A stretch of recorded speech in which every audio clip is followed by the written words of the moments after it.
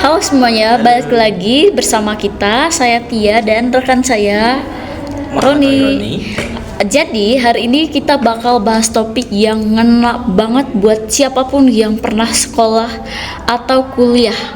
Jadi Ron, pernah gak sih kamu ngerasa harus ikut-ikutan teman lo atau kelompok kamu hanya untuk diterima bersama mereka gitu? Pernah. Kamu mau disuruh-suruh, kamu ngikut kebiasaan buruknya hanya supaya kamu diterima dalam kelompok tersebut. Pernah. Sama itu klasik banget ya, sering terjadi gitu loh maksudnya. Nah, itu namanya peer pressure atau tekanan sosial namanya. Oke, jadi hari ini kita bakal bedah terkait kasus ini ya. Kenapa sih hal ini harus terjadi gitu? Jadi yang pertama itu, ini terjadi karena sisi emosional atau afektif. Nah, ada siswa yang aslinya itu dia baik, tetapi ketika masuk di circle-nya, dia mengikuti kebiasaan buruk di circle tersebut seperti menyontek, terus apalagi ya, bolos, nggak kerja tugas, itu dia ngikut. Secara psikologis itu dia mengikuti itu hanya untuk diterima di kelompok tersebut. Nah, karena rasa memiliki dan dimilikinya lebih tinggi daripada logika gitu, Ron. Berarti mereka ini sadar ya kalau ya merasa salah tapi tetap kayak dilakuin gitu ya. Betul. Nah, secara emosional, rasa takut ditolak atau dianggap cupu itu jauh lebih menakutkan daripada dapat nilai jelek. Mereka belum punya regulasi emosi yang stabil.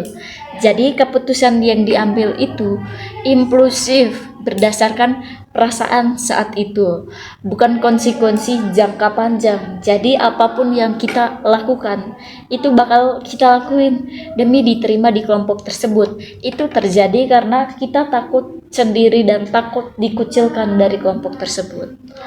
Nah, ya itu karena kita merasa bahwa saya sendiri, jadi apapun akan saya lakukan demi diterima di kelompok tersebut gitu ya.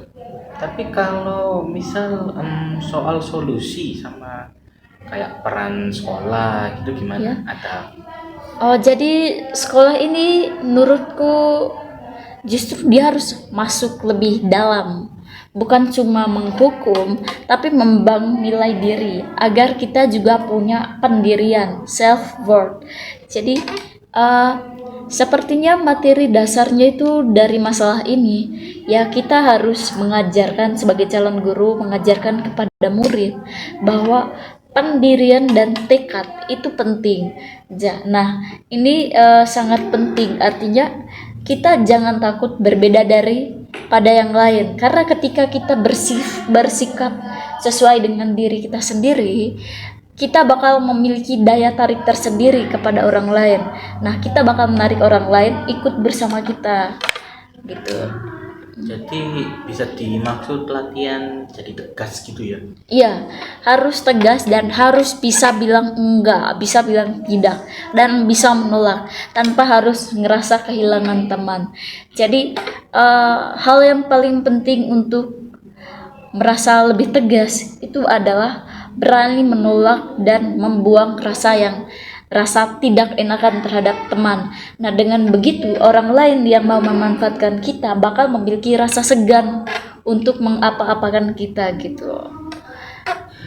Iya.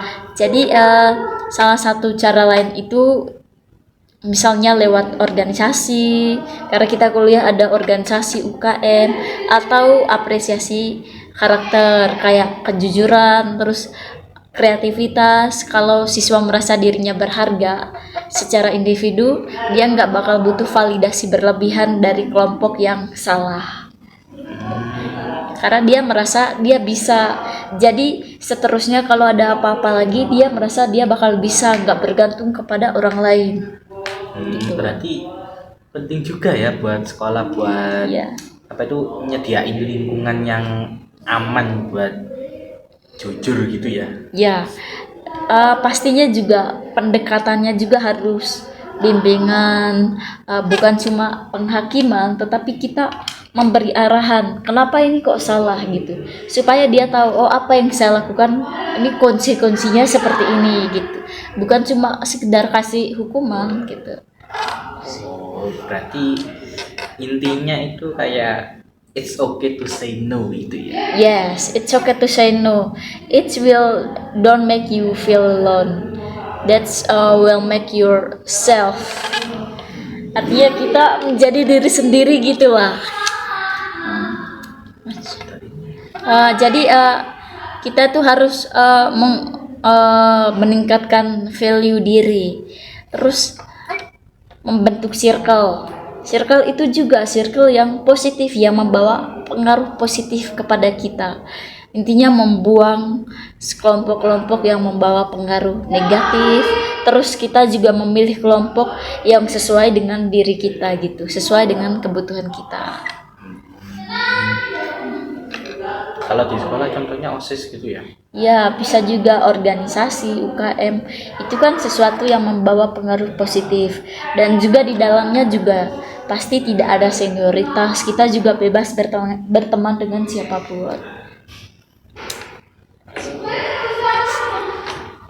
Oke guys, jadi itu aja ya untuk bahas topik terkait apa tadi Ron?